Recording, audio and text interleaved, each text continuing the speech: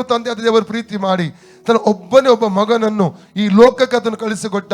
ಯೇಸು ಆ ದೈವಿಕವಾದ ಪದವಿಯನ್ನು ತ್ಯಾಗ ಮಾಡಿ ದಾಸನ ರೂಪ ಧರಿಸಿ ಈ ಲೋಕದಲ್ಲಿ ಸದೃಶ್ಯನಾದ ಕಾರಣ ಮನುಷ್ಯನನ್ನು ಪಾಪದ ಶಿಕ್ಷೆಯಾದ ನಿತ್ಯ ನರಕ ನಿತ್ಯ ಮರಣದಿಂದ ತಪ್ಪಿಸಿ ನಿತ್ಯ ಜೀವ ಕೊಡುವುದಕ್ಕಾಗಿ ಆತನ ಈ ಲೋಕಕ್ಕೆ ಆತನು ಬಂದನೆಂಬುದಾಗಿ ನಾವು ಕಾಣಲಿಕ್ಕೆ ನಮಗೆ ಸಾಧ್ಯ.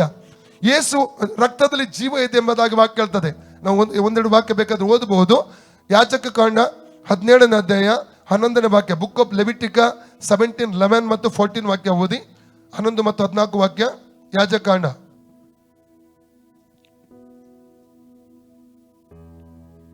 ಯಾಕೆಂದರೆ ಪ್ರತಿ ದೇಹಿಗೂ ರಕ್ತವೇ ಪ್ರಾಣಾಧಾರ.